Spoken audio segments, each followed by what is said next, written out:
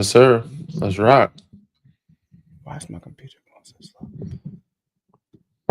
All right, we are live. Yes, indeed. What's good, everybody? Welcome into Inside the Green Room, presented by Fanduel. Make every moment Hey, more. I'm Harrison Sanford. He's Danny Green. And man, oh man, Danny, did we get a chill, game chill. tonight between the Los Angeles Lakers and the San Antonio Spurs? I'm trying to navigate some of these things on my computer real quick. All right, yeah, we're All good today. good. We're You're all live good. though, Yeah, bro. man. Hell yeah. We We are we are live. live. hmm 118, 116 year final as the Los Angeles Lakers somehow, some way got a Finding win ways, bro. against a loss. It got a win against the San Antonio Spurs, and they almost tricked it off between Marcus Smart trying to throw an inbound, outbound, trying to throw a pass, stepping on the line, and then Jake LaRavia committing that foul towards the end of the game on Julian Champagny. Lucky Champagny didn't make those two free throws. They would have been sick. Watching Yeah. that game, Danny, I came away with one conclusion that the Los Angeles Lakers are going to go to at least the Western Conference Finals. I'll tell you why in just a moment. But first, yeah, I feel that way now for sure. But before we even get into all that, your impressions of the game and particularly the Lakers getting the W. 5 straight wins for the Lakers now, by the way. Some games Yes. without Austin Reeves, some games without Luka, some games without both of them. Getting dubs off the top. I was about to say I'm impressed. Very impressive start to the season and the way that they've found ways to get wins even with bodies out. Regardless strength of schedule or who they're playing or who's out, they're still finding ways to win. And me watching that game, it wasn't that they were going to get to the Western Conference Final. It was more so the San Antonio Spurs are not ready yet. You could tell that they're young, they're a little green, like the foul trouble. Even though there were some fouls that were like, come on, but a couple guys fouling out, them not executing down the stretch. Like it's going to take some time for them to get that experience, and I'm sure it's going to be a different aspect when they bring along De'Aaron Fox and Cornette. Like they'll have different looks. But it was a good game for them to win without Austin Reeves and LeBron. That's a big win for them. And yes, that the last couple possessions let me know. Like even when he stepped to the line, I'm like, I don't know if he's been in a situation before. Like he's young. Mm-hmm. There's a chance that the moment might get to him. Good thing it's only November 5th. So Right. I you know what I'm saying it's early in the season. It's something he and they can capitalize on and learn from throughout the year and get better with it. And it's like, all right, now I've been in that situation before. Like, okay, he comes down to the situation before All Star, like around February, March, he's gonna be ready for it, and he's not gonna be new to it. But yeah, Lakers are hooping, man. Got to give him a lot of credit. But the foul trouble really hurt the San Antonio Spurs, and I think that was lack of experience and maturity more so than anything. Well, here's what I'm gonna tell you. This is why I think the Los Angeles Lakers are gonna end up in the Western Conference Finals at the least. I don't know what's going on in the NBA right now, but watching some of these games, and I love basketball. Let me preface this: I love basketball. I love the NBA, but it's too many fouls, bro. League wide, like people are Yeah. getting fouled left and right. Like, I don't know if it's So bad you defenders, add Austin and people LeBron, you're hands. gonna have like 50 free throws, basically what you're saying. And that is my point. There was over 80 free throws tonight, bro. So now you're Yeah, talking Luca about getting to had a playoffs. 10 in the first half, first quarter. Oh, he had his 10 and 11 free throws in the first quarter, first half. It was crazy. You talk So yeah, you talk about you talk about getting to the playoffs. Luka's gonna control the pace. He's gonna draw fouls.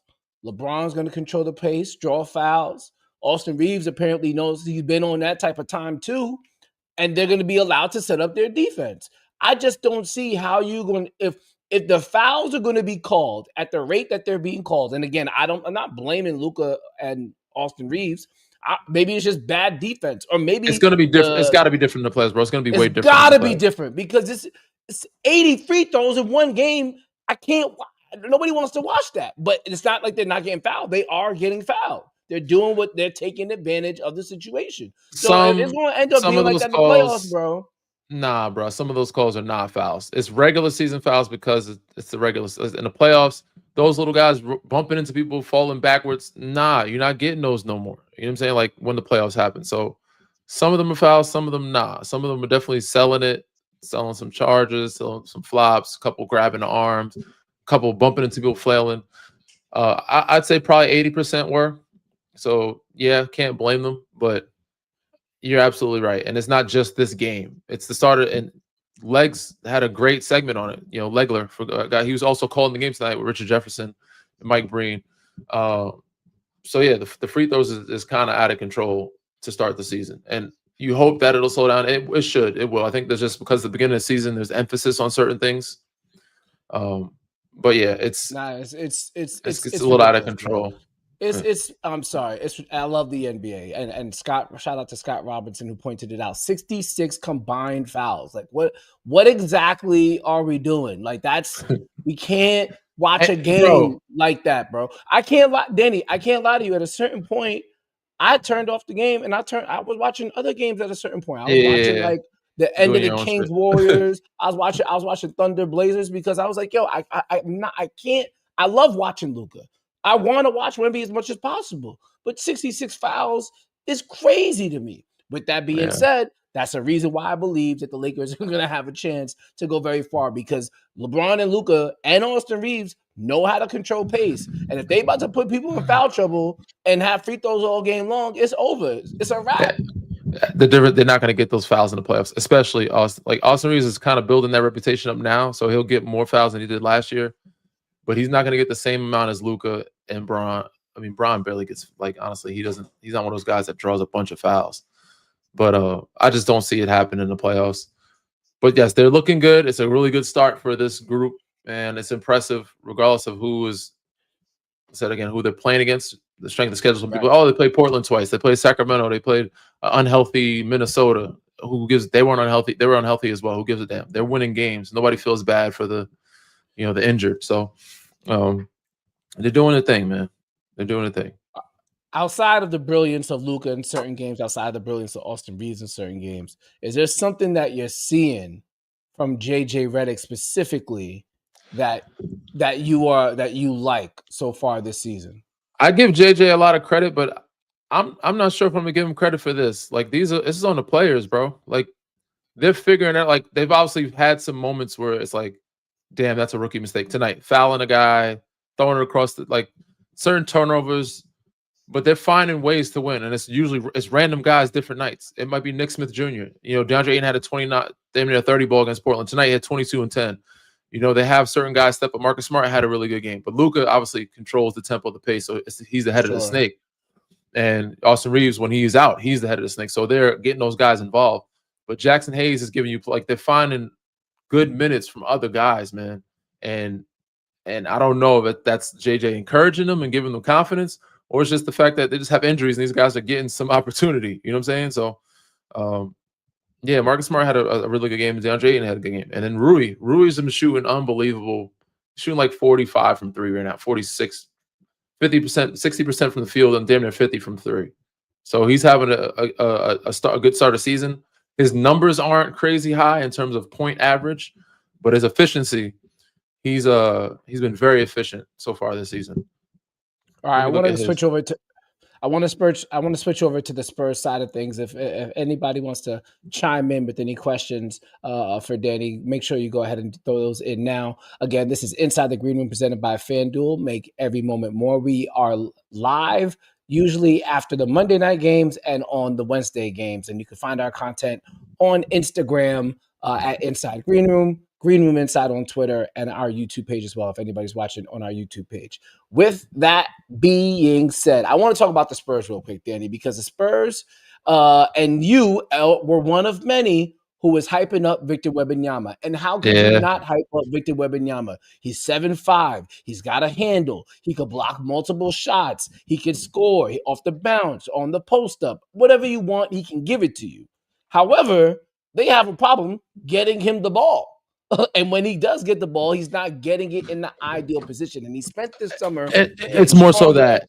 It's more so that, bro. It's him not claiming his territory as much. You know what I'm saying? Like he's getting a switch and he's running back out to 3-point line to go get the. It's like you get the switch, run back, get the switch. Like why are you running back to get the ball? Like get the switch, go to the spot where you want to catch the ball and make him throw it to you there.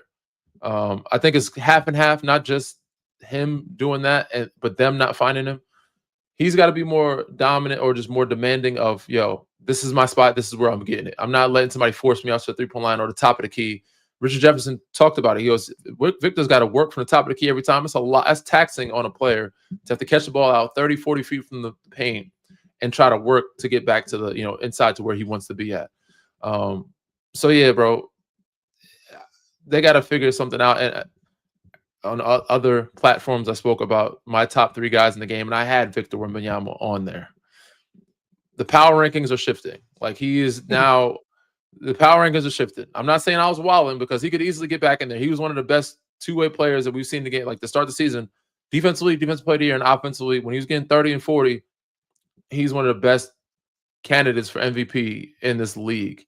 And Giannis is on a tear, and SGA has been playing. So I had him over Jokic, but right now the power rankings are shifting. I got to put Jokic up there in my top 3, and Giannis is right outside of that right now, because the last 2 games he just hasn't shown me the consistency yet.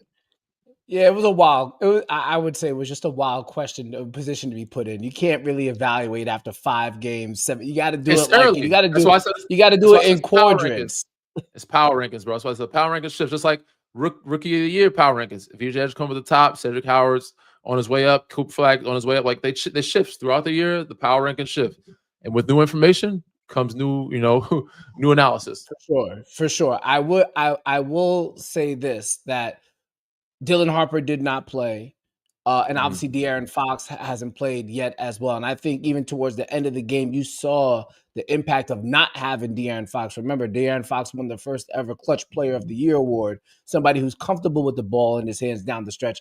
But I think we don't have to pump the brakes entirely, but I do think we're recognizing that even if Victor Wembanyama is great, and he is great, it's going to take a lot more than him to make it work. And you almost start to understand the big dilemma that general managers have when it's like there's an all-time talent that's a big man, but there's an all-time talent that's like a guard or a wing that has the ball in their hand 24/7 and can make it. Doesn't need the ball to be given to them. They can do it for themselves. It's a hard position to be in. And that's why you have De'Aaron Fox. He's shown that before he even got the surgery in his hand, end of last year. Like, he can make clutch plays. I forget who they were playing, maybe Charlotte or something like that, but he was hitting some big shots in those moments. One of them I think came after the horn. But again, once Victor Wembanyama fouled out and Harrison Barnes fouled out, all the their defense broke down. A guy to get the ball to was like kind of out of the question, and their veteran leadership experience was gone. So it's like, you got Champagnie on the floor, you got Kellen Johnson. All these guys are young. They're not used to being in this type of situation against this type of opponent. Now, they've been in close games before, but not as the expected team to win. And like, all right, you know what I'm saying? We got to figure out how to execute. They're just playing free in the past when they were not expected to win. So this is a totally different scenario for those guys to be out there without their main scorer and one of their veteran leaders. And again, like you said, De'Aaron Fox, a clutch time player of the year candidate, who is a point guard that can keep everything steady and poised when things are a little bit shaky. Because you could see the confidence and everything toward the end of the game, the stretch, when Luka hits a 3, they go on a little run. They're starting to tighten up because they're just not used to being in that situation. Yeah, it's going to be interesting to see how it all plays out when he finally gets back on the court. I did think Jeremy Sohan gave them some good minutes. They clearly got some good things going on, but I think we learned tonight that you're going to have to pump the brakes. And I'll say it, as I watch the game tonight, I'm saying to myself, when the Lakers get LeBron, bro, they're just going to dominate games. They're just going to.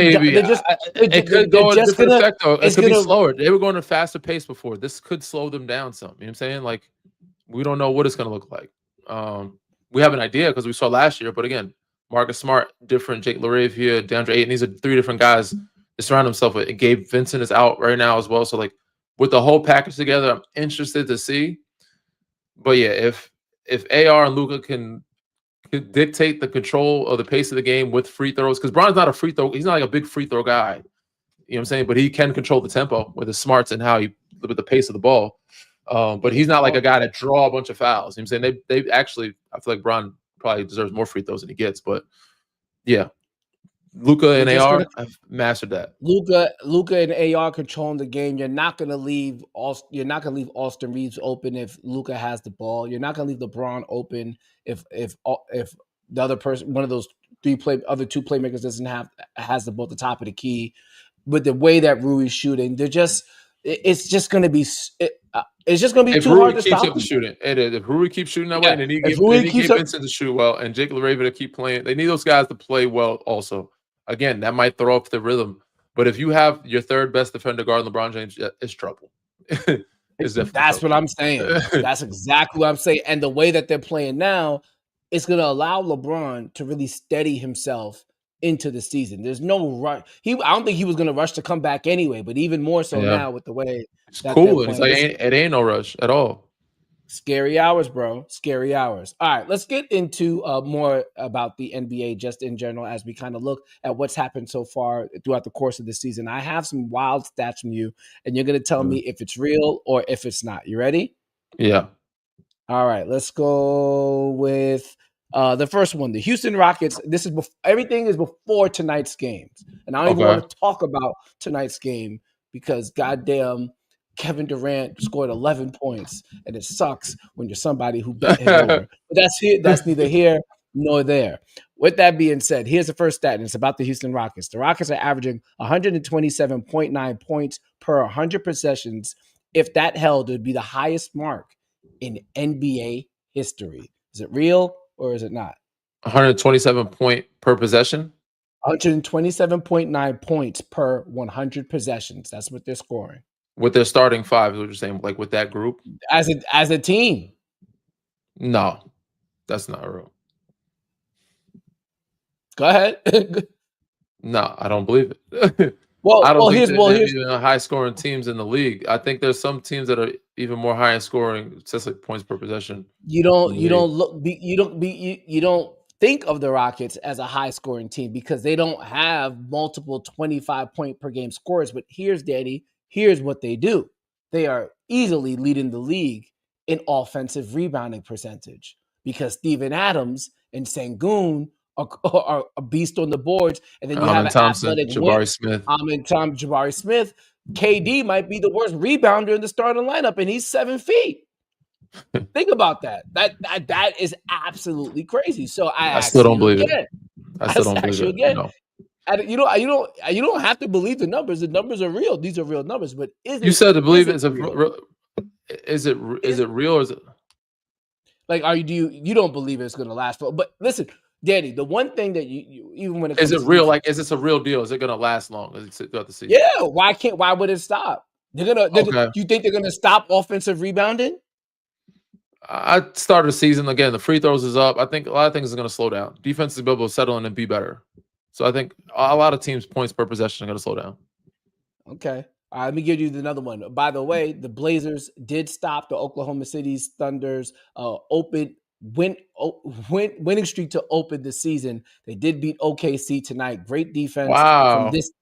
Great defense from them. Now, it should be noted, Chet Holmgren didn't play, and it also should be noted that the Thunder were on a back-to-back. So no Jalen Williams, no Chet Holmgren, Thunder on a back-to-back, and they're playing one of the most defensive-intensive teams in the NBA. So the Blazers got the win, and my next one is about the Portland Trailblazers. The Blazers have forced a turnover on 21.1 of their defensive possessions, nearly 5% better than the NBA champion Thunder last year. I Is that believe real or that. not? I believe that, but I don't think it stays that way. They play hard though. They play very hard. Bro, Tumani Kamara, obviously Yeah. Drew Holiday is going to be a defensive stalwart. Again, OKC has not been at full Matisse strength. Thybulle hasn't been playing too much, but he's another guy Yeah. that could do that They type of have stuff. they have Jeremy good guys. Grant. You also have Donovan Clingan, who's a big body on the interior. Shaden Sharp. I get it. Listen, they have some good pieces. OKC at full health, bro. When they get Chet Holmgren back, they get Jalen Williams back. Their defense is the reason why they were the best team in the league defensively last year. I don't see it anybody like taking over the crown in that aspect of the defensive side of things for them. But yeah, start of the season playing hard. Again, it's a long season. That energy, we'll see if they can keep that up all season. I just don't see it happening. Well, you've never had to deal with anything like that, and very few players have ever had to deal with anything like what the players in Portland had to deal with because of Chauncey Billups being in the situation that he's in. But I do wonder with there being a new head coach, right? And Thiago Splitter was just brought in this offseason, if I remember correctly. This is an open tryout for everybody. Nobody's guaranteed anything. And the one thing we do have to mention, Scoot Henderson hasn't played so far this season. And you talked about it on the last time he did a live stream. Sometimes you got to take advantage of your opportunity, because when guys start coming back, you want to make sure that even if a Scoot Henderson comes back, I'm getting minutes. They just For gave sure. Tubani Kamara some money. Yes. Over That's this where I past think it, offseason. because a lot of those guys are paid at this point. It's not a contract year for a lot of those guys. A lot of them got their extension. Some of them will coast at one point. Like, some of them will slow down some. They're not going to be, and some of them already have solidified spots. Kamara has his spot. Shaden Sharp has his spot. Advia has his spot. You know, I think Drew Holiday won't play as many Oh, I minutes forgot when about Scoot comes Avdia. back. Yeah, Avia is getting bucks. But and he playing hard. Jeremy Grant has his spot. Like, those guys, the other guys said it'll interchange. But again, I don't see, and the big Chinese kid hasn't played much either. So, like, I'm waiting to see Fancy. him. I'm seeing him, get a shot at it, but I don't see them keeping this up for 82 games. No. All right, cool. All right, here we go. Now here goes another one right here. There are only 4 teams that are with a top 10 defense and a top 10 offense, all in the Western Conference. You ready for this? Yeah. Actually, sorry, my bad. I skipped it. I skipped it.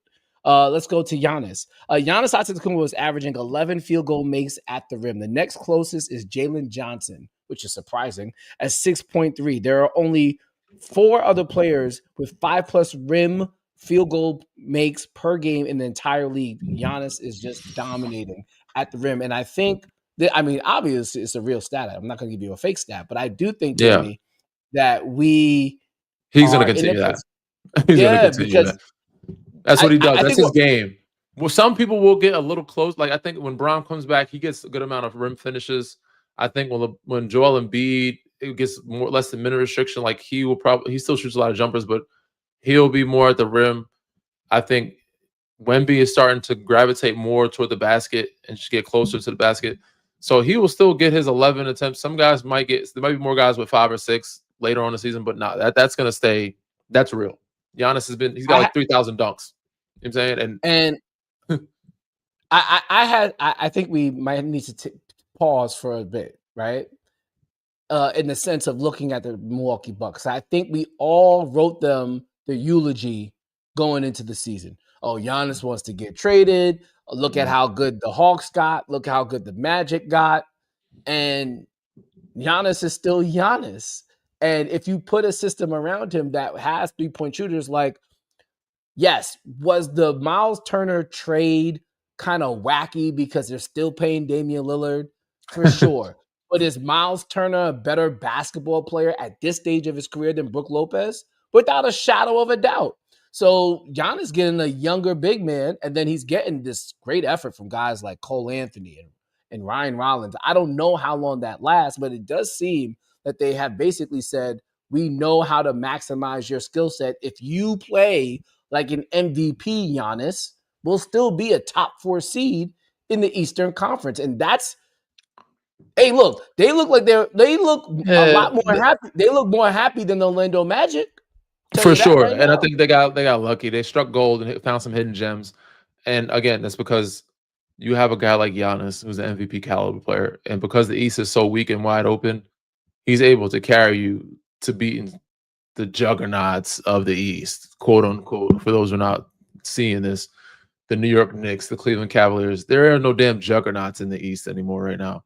Even the top teams that were expected to be there, I don't even know what I expect of them anymore. Like, I don't know. It's so unpredictable in the East. I don't know who's going to land where. So Ryan Rollins was a lucky, like, they didn't expect him to do that this year. Like, he's keeping them afloat. Cole Anthony, they picked him off waivers. He's helped them, but they got lucky to get him off waivers. Like, he was traded and bought out with, like, because he wasn't like a free agent signing, like, in the summertime. He was a late signee when the trade happened, like, earlier before, like, right before the season started, right? If I'm not mistaken. So yeah, they were really banking on Kuz, Miles Turner, and Giannis and Doc getting them there. And if that was your crew that you're banking on, most people say it would have been a rough season, but they've gotten Said Giannis playing at a high level and then getting some other guys pitching in and doing some good stuff. AKA Ryan Rollins. He's been hooping for them. Because if he's not hooping, there would be a lot of trouble. Here's the one thing that I do want to say that I appreciate about Giannis Antetokounmpo. Even if it is true that he was trying to get to the Knicks or that he wants to leave Milwaukee at some point, he is one of the few people, well, rare superstars, that still plays hard every day. Compare what's going on with Giannis to what happened with Jimmy Butler last year. And I know some of it was about the money, but like when he gets on that floor, you'll never know that he wants to leave because he's going to play 115%. He only knows one way. He only knows one way. He don't stop. Let's say that regardless of you're right. You got to give him a lot of credit for that. So yeah. Give him a lot of credit, because a lot of people might, in his position with his level of skill, might have just said, "Yo, y'all not giving me enough. I'm not going super hard because y'all clearly haven't given me enough." He's gonna go hard, and if he fails, he fails. You give him nothing. He's gonna he's gonna, and he might make it look better. I said he's making it look better than it is, the situation, because of how good he is. And I said, it's not like he has nothing, but you give him nothing, he's gonna make something out of it. You know what I'm saying? Right. But he's got a little something, and he's making the best out of it, and making his team one of the better teams in the East right now. Because the East, again, Cleveland, New York, it's just open. It's wide open. We need to look at the FanDuel odds for an MVP, because if the Milwaukee Bucks end up being a top 4 seed in the East, he is easily the MVP. Like I don't care if the Thunder go 72-10 and tie the Chicago Bulls record. I don't care. I don't care if Jokic averages a triple-double. I don't care if Luka averages 40 points a game and 8 assists. I don't care. If Giannis takes this Milwaukee Bucks team to a top 4 seed in the East, he is MVP, and there's no discussion, because nobody of that caliber has less of talent than Giannis Antetokounmpo has, and it's not even close. I agree on that last part, but the other parts, I don't agree. You may not care, but the world cares. If fucking OKC goes 72-10 and SGA averages 40, because they would have went 72-10 with SGA, Chet Holmgren, and Jalen Williams. But MVP is always the best guy in the best team. That's how it always goes. And if he's averaging 40, which we have not seen before, if Jokic's having a 30, 40-point triple-double, which we have not seen before, and they're also top in the West, listen, Giannis has less talent, but he's not getting that MVP. I'm sorry. We'll shall see. Let's continue in the East. Let's continue in the Eastern Conference. What's real and what's not? Let's go to the Chicago Bulls real quick, because Josh Giddey is real deal. Holyfield, crown improved right now. It's early. It's early, but that boy hooping, boy, he real deal. Holyfield. Career highs in points: 23.1, rebounds 10, assists 9.1, and in 3-pointers made, and in 3-point percentage. What are you seeing from one Josh Giddey? I'm just seeing from their team, they're playing free. I think this will slow down. Obviously, just with time and season, it's going to slow down. But with the reintegration of Kobe White, because he's going to defer more to Kobe, he's not going to have to score as much. He will still rebound. He will still get his assists. But he might still get 20, 23. But the 30-point triple-doubles, it'll be said maybe once a month. It won't be twice in 1 week. You know what I'm saying? Like, but again, to have him most improved, which I do have him, is because he balled out last year. He balled out last year. It's crazy to put him in this like for that award. Yes. But bro, again, the people that won it, Ja Morant, like, you know what I'm saying? Like, they're guys. We have to stop it now. It's too late. We have to stop it now. No, make Josh Giddey an all-star. That's it. Josh Giddey was the 6th overall pick in 2021. He did not suffer some major injury last year that he had to come back from to make him most improved player. Is he playing well? Yes. But let's be real. He was a number 6 overall pick in the draft. He was drafted to To play be at this as a level. So franchise point most guard, yes. so giving him most improved it makes no sense to me. Yes, has Ja he Morant was improved? what, number For 3 pick? sure. John Morant was the number 2 pick. And John Okay. Morant shouldn't have won it either. And it's not like John Morant's not a great player, but you basically played to the level that we expected you to when we drafted you. Congratulations on reaching your potential. So Who now was we're it gonna last give you a year? Tyrese trophy. Maxey? Was it who was the year before that? Who was one of the year before Let that? me Was it tell you. Tyrese Maxey? Did Tyrese get one? I don't think he. I don't know. He definitely didn't get it last year.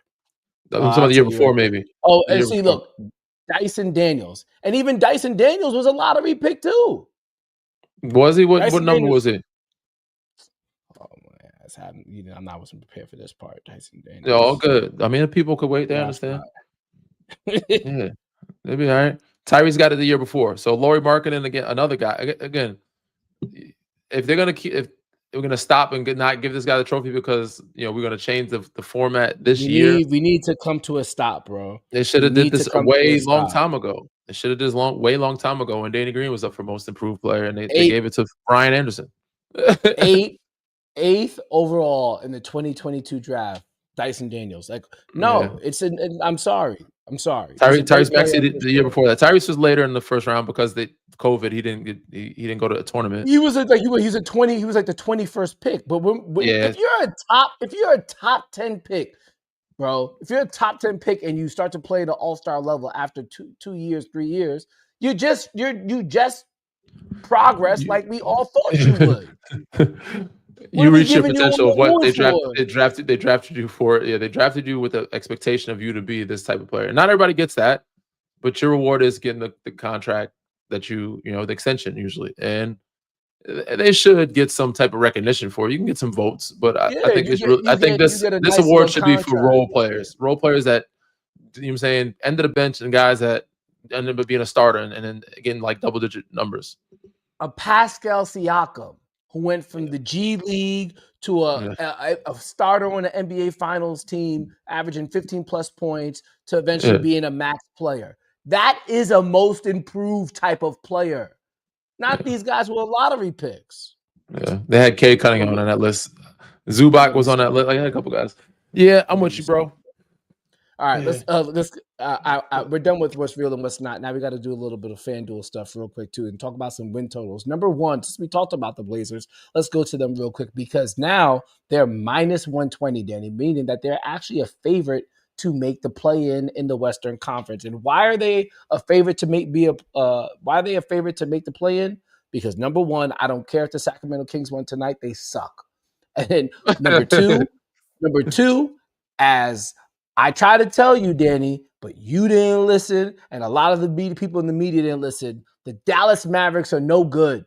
They're no good. And they lost again tonight to the Pelicans. The Pelicans, who are on a back-to-back without Zion Williamson. Williamson. He didn't play with them last night. He didn't play with them tonight. And they lost at home to the Pelicans. The Pelicans, who just got their first win of the season last night against a Charlotte Hornets team without LaMelo Ball, and it went down to the final moments. They were relying on Derek Queen at the end of the game to win, and that's who the Dallas Mavericks lost to tonight. So the Dallas Mavericks are no good. So yes, therefore, I agree. now but they didn't have the Blazers. Well, Danny, let's keep it real. How can you rely on having Anthony Davis? You should. You're supposed to. You should. Okay. You traded for him. You traded Luka. You traded a 25-year-old Luka for him. At this point, if you're gonna make that risk, you got to be able to listen. We're gonna get him for at least 80% of the season. So again, Dallas, you're right. I agree. They are not as good as I expected them or anybody expected them to be. This is a bad loss, even without Anthony Davis. But without Anthony Davis, like that makes a big difference. Like that's a big part of the team. And Kyrie Irving. There's a lot of they're missing a good amount of. They're missing like $70 million in their roster. We knew this was maybe more happen, than that, bro. But we knew this was going to happen. Both of them. We knew that Kyrie was going to be injured, and we knew that Anthony Davis is prone to injury, and we knew that they didn't have a point guard. I mean, what's the name been balling lately? D'Angelo Russell had a couple, 20, 30-point games. They don't have a point guard, Danny. They don't have a point guard. So waiting on Kai to get back. These two things, and yeah, by the time he gets back, bro, they're gonna have they have the worst record in the West right now. What happens if Anthony Davis misses another 15 to 20, 15 games? Nah, there's no They're way. They're cooked. not behind. They're They're not they're behind New cooked. Orleans. They're tied with New Orleans, so yeah, they're tied with the Exactly. worst They're tied with record. New Orleans. Yeah. New Orleans is a bad team. The Mavericks are a bad team. We just have to say that. And even if you say, well, they will get better, by the time they get better, it's going to be too late. Yeah, no, Kai might be back before The Christmas. Spurs are What they're playing good reporting, he might be back before basketball. Christmas. Yeah, The Spurs are playing good basketball. And I the thought Texas is Blazers lit too. I thought all the Texas teams were gonna be good. Dallas is really coming up short right now. and the Blazers, they're not as talented, but as we saw tonight and as we've seen this season, they do play hard and they are Like Miami. relatively young. Yeah, Exactly. So therefore, back to the FanDuel Sportsbook bet. yeah. Portland Trail Blazers to make the play-in, minus 120. Would you take it? I'll take it. Yeah, I'll take it.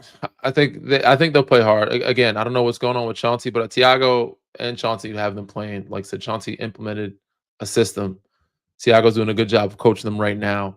But they're young guys and they're hungry. You know, they have some pride. They have a chip on their shoulder. They want to prove something. Even though some of them got paid, there's still some guys that are like, I need to find a position. I need to get paid, or I need to let people know like I'm still belong in this league. So they're all every day fighting for a job spot and minutes. So yeah, I think they can make the play in. Again, seeing how Dallas is right now, It's bro, and it's not just Dallas. And I'm happy we had this topic because a Sacramento, New lot of Orleans, yeah, those teams. Dallas, Sacramento, and there's another team that they could leap that the Trailblazers could leapfrog as well. One of your former teams, the Memphis Grizzlies, because the Memphis Yeah, Grizzlies and play Utah dispirited Jazz. basketball Yeah, all the time recently. And then what I saw tonight, I'm trying to understand Twamas Isolo, Isola. I'm gonna Isolo, butcher this. Isolo. Isola, thank you. I Isola. think I'm it's gonna Isolo. I'm butcher pretty sure it's at least Isolo. I'm gonna butcher it at least one more time. I watched them tonight and I couldn't understand his rotation in the sense that Ja Morant came off the bench to like they were trailing by double digits. And Ja Morant came off the bench, I believe it was like with only like 6 minutes left in the fourth quarter. And then Jaren Jackson came in with like 4 or 5 minutes left. I'm like, y'all are down double digits. You gotta have them out there now. Like And they're young. They're not old. So like Houston's it's early in the season. Houston's running up the lead on y'all while your best players are on the bench. Like, are you trying to win the game? His rotations, it don't make sense to me. And I think there was some report that Ja and Jaren want to spend more time on the court together. It's a shame because I thought they really had something with not just Ja and Jaren, but I do think Cedric Coward is a good ad. I do like Jalen Wells. I do like KCP, obviously. And I think those are the ideal 3-and-D wings that you need for a pick and roll penetrating point guard who also has a big man like Jaren Jackson Jr. that can shoot the ball. And But Gigi Jackson, they don't play him at all, really. as Ja Morant said recently, he's lost all his joy. I don't know, lost his joy. So if they're playing joyless basketball in Memphis, they get playing point guard less basketball in Dallas, and they're playing Yeah, uh no basketball in New non Orleans. and they're playing poorly configured roster basketball in Sacramento. Those are teams that could be leapfrogged. Now it might end up coming. Now Utah, I don't expect anything from. And so really it might come down to, Danny, Phoenix and the Portland Trailblazers for that final playing spot. So at minus 120, Yeah, not bad value. yeah. Kind of crazy to think about it that way, but And I feel like that's how Portland will we stay get it. healthier than Phoenix. So Yeah. All right. One more note for FanDuel. Then I want to get to your 5 most likely trades that you would like to see. Then we're going to get out of here. Okay. right. The Sixers win total to start the season was projected at 38.5. Now on FanDuel Sportsbook, it is at 44.5. Obviously, the great start from Tyrese Maxey, VJ Edgecombe. They just got Jared McCain for the most recent game, not the game they lost tonight for the Cavaliers because he didn't play the back-to-back, but he got it before. We still don't know when Paul George is coming back, and obviously Joel is back. He doesn't look like he has full legs under him, but he is producing to a certain extent. He had You like 20, it or most of it in no? the first half. Yeah, you like it or no? What's the bet? They're over under set at 44.5. I like it.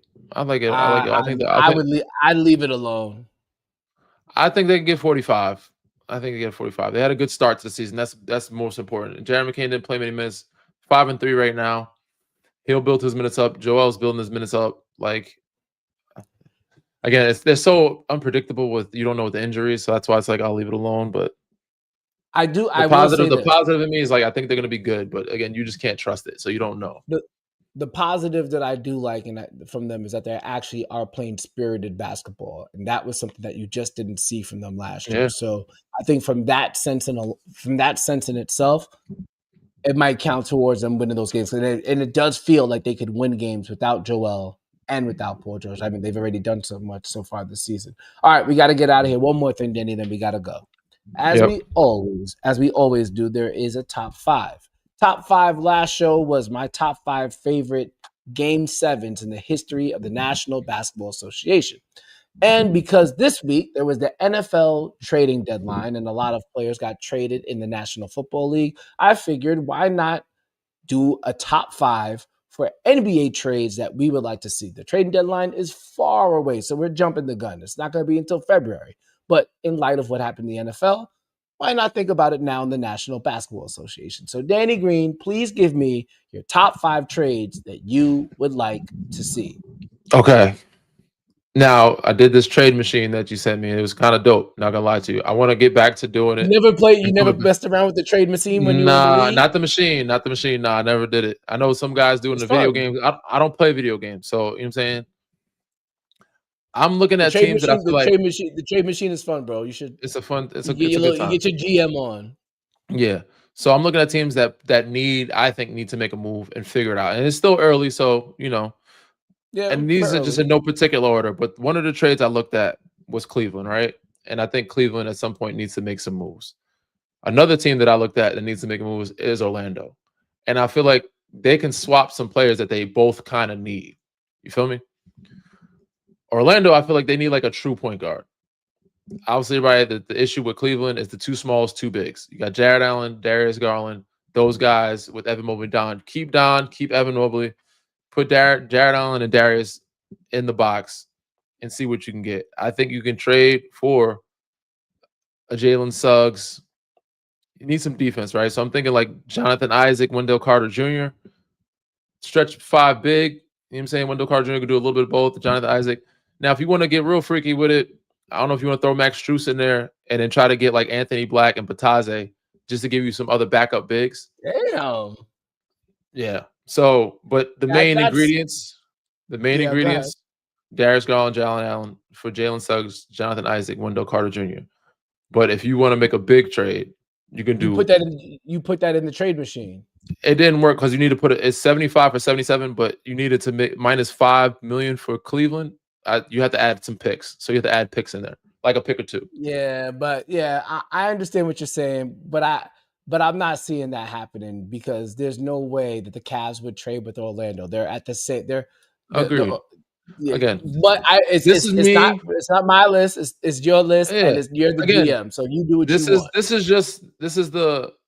want. You want teams to play at their highest level. This is the pre-list of the Danny Green drill list because this is my first time using the machine, bro. You know what I'm saying? Like once I get it down, then I'm like, all right, this makes sense. So again, I know some of these teams were like, no, I'm not doing that. I'm looking at Toronto. They need to make a move. Yes. They need to make a move. So the team that I saw them that I'm looking at, there's 2 teams. They could go with Memphis or they can go with Milwaukee. The one Milwaukee was Cole Anthony and Bobby Portis for RJ Barrett. That trade went through. That went successful. Explain before you go to the other. Toronto needs shooting. Milwaukee needs another guy that can score, that can attack, give Giannis some help. Like Ryan Rollins is a shooter, scorer. He's decent. He's a perimeter. He's more of a point guard. Like he's your starting guard right now, but he's good enough. You don't have a wing that can give you some scoring right now. Like you have Taurean Prince, you have Gary Trent that can shoot, but you need an attack guy. So RJ Barrett, I think, fits that mold with Milwaukee's got going on, especially if Giannis decides to take a rest night or so. But he takes off some of the pressure off Giannis of having to score so much or attack mode all the time. And Toronto needs shooting. Bobby Porter is one of the best shooting bigs in the league. Cole Anthony is a very good shooter, and they need like a solid backup behind quickly. Like Cole Anthony is a good backup behind quickly. I actually really like that trade. The reason why it probably won't happen because Toronto probably still has their eyes set on trading for Giannis. So why Yeah, help Giannis? But exactly. also too, I think I was watching the Raptors broadcast the other night. I think RJ Barrett has the most consecutive 20-point games against the Milwaukee Bucks outside of Donovan Mitchell. Little fun fact. Yeah, getting Shout buckets. out So to TSN. the other team that I looked at with the trade for with Toronto was Memphis, and it was Ja Morant and KCP for Quick and RJ Barrett, basically. Now, of course, one of those teams like it's not enough. You're gonna need more for Ja Morant. You're gonna need like picks and a bunch of other stuff. You probably gonna want picks Yeah. with that. But they matched up But no, 61 and but bro, 69. Ja and Brandon Ingram don't work, bro. Maybe not, but you got KCP as another shoot. Like you got some shooting, so like, but you want some electric. Like you have Quick come off the bench. Quick can now not have to be point guard. He could just be a shooter. What he was in New York. You know what I'm saying? Like he was a catch and shoot, Okay. more of a off the bench scorer, but he can catch and shoot. But I think there's a world so they have so many guys, Scotty Barnes and Ingram. They have so much length total. Like the smaller guy, like it allows them. Again, this is me just fucking around with what's name. But I think these are teams that need to be traded. Okay. The other team that I looked at, let me see. So I did that one, was Memphis. Memphis needs a trade, right? We're looking at potential spots for Ja Morant. That's really what this is. This is what this is. Everybody's looking at Miami. I'm looking at LA on the Clipper side because they just look really bad right now. They need some youth and they need something to give them some excitement. And I know James ain't going nowhere. Certain guys, again, in this machine, there's certain guys you can't even touch a trade. So that's why it's hard for me to also bring in the guys that I really want to throw in the trade because it's probably a deadline or whatever it is. Not many have no trade clause. But with Memphis, if you give them Ja and KCP, which gives them shooting for James and space in the floor, and Ja Morant, you have to be picks, but you can give up John Collins, Bogdanovich, and Derek Jones Jr. Now, there's other guys with expiring deals. John Collins' deal's expiring. Bogey and Derek Jones Jr. give you some depth. So that trade to me, it was successful, but it again, I'm not able to do how because with the players. Yeah, you're gonna need. Well, you would need. Well, the Clippers would have to some way somehow find a way to get all the picks to make Memphis happy. Get picks. The problem is OKC has all their picks, and even if and on top of that, they might get fined some more picks after this whole investigation is done with the NBA. So they're cooked. But I think they would probably like the idea, and obviously Ja would at this point. I'm looking at the locations more so than anything. The pieces that you can figure, they can figure out how to match it up. But I think the location, like a team that's going to take a chance on in a big market, the Clippers would be one of those teams because they do at some point. James ain't going to be there forever. He's got like 2 years left.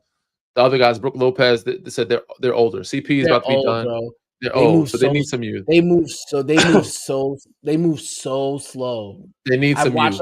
I've watched like 3 of their games so far this year. They move so slow. The other potential Ja Morant is Miami, of course, with Andrew Wiggins and Norman Powell. Expiring contract with Norman Powell, Andrew Wiggins. And it's like if you just want to get off Ja Morant, and a way to make that work is put in Jock Landale, the same to make the money match. And of course give Memphis a bunch of picks. They're gonna need a bunch of picks with that. Miami would have to find a lot of picks to make Memphis happy there. Okay. Yeah. Again, the other picks. But you also have to remember too. Hold on one second, Dave. But you have to remember too. Memphis got a bunch of picks for Desmond Bain. They just got a bunch for Desmond Bain. So they don't even really like. You really they don't need. They don't. But if you're gonna trade Ja Morant, you better get. You better get him. Yeah, for sure. Yeah. All right, you got one more. You got one more in you. Yeah, just for shits and giggles, we did the Zion to Charlotte Hornets trade to see what that looked like. Obviously, there's going to be a bunch of picks involved, but if you did Zion Williamson and they got Josh Green and Grant Williams over there for 13.5 apiece, and then Colin Sexton at $20 million. So, like, if you got rid of those 3 guys with picks and you threw in Jordan Hawkins, another shooter to go to Charlotte to make the money match up, what does New Orleans getting? again, I was trying to get guys that are expiring contracts, but they're getting more reliable youth. I don't know. They're in a shitty situation regardless. They also They can are. get the picks. They have to get picks. So like getting some picks back would help them. Charlotte is always going to be in the fucking lottery. So if they can get some lottery picks back, that would help them. I will say this, and I've been watching a lot of Hornets basketball too. Con Knipple's pretty good, bro. He's I know solid. you probably not watching the Hornets. Con I'm Knipple's not, pretty good. but he's solid. I see his numbers. He's solid. I see all. Yeah, I've watched. Like, they've run some offense for him. He's doing pretty well. All right, I think that's pretty much it. We Because covered pretty much Melo's been everything. out. Yeah. Yeah, per usual. All right, we got to get out of here. Thank you guys for tuning in. This has been a live edition of Inside the Green Room with Danny Green. I'm Harrison Sanford. Danny, before we go, what are you doing this? I saw you on NBA today. Yeah. Earlier Yeah. today. What else you got this week? This week I am doing. That is it. This week. Next week I'm in NBA Today all week though. No, not all Okay. week. I lied. Next week Thursday I'll be in NBA Today, and then Friday I'll do Spectrum covering the Lakers game Friday the 14th. But the week of the 18th, 19th, 20th, 21st, I'll be Spectrum NBA Today damn near every day. So like that's a heavy week for me. Yeah. Okay. All right. Well, Yep. enjoy the NBA Cup games, y'all. Going down on Friday. I can't believe this Friday, Danny. I've been outside the past 2 Fridays. I haven't had the chance to really enjoy the Amazon Prime presentation. So I'm actually going to sit my ass on the couch this There you go. Friday, and I'm going to watch the NBA Cup games. I'm going to watch them and just take it in as a fan of basketball. And really, it's wild. Like, I love basketball, but I'm also a young man. On Friday night, damn. But you got to do what you got to do. I wish the NBA Cup games were Thursday nights. Like, just go against Wednesday, Thursday night football. middle of the Who week. cares? Yeah, Tuesday and Wednesday. Just go against Thursday night football. Who cares? Like, tomorrow, the Broncos are playing the Raiders. The Broncos are playing the Raiders tomorrow. I don't want to watch. I'm sure there's a lot of mutual just sports fans who don't want to watch. And the only thing on the NBA schedule tomorrow, Danny, is Suns and Clippers. And James Harden not playing, Kawhi not playing. So that's you got a honeydew day tomorrow. You got a kids day tomorrow. Yeah, exactly. Yo, for those tuning in, appreciate y'all, man. Read, rate, subscribe, review. You know what to do. We'll catch y'all next time. Peace.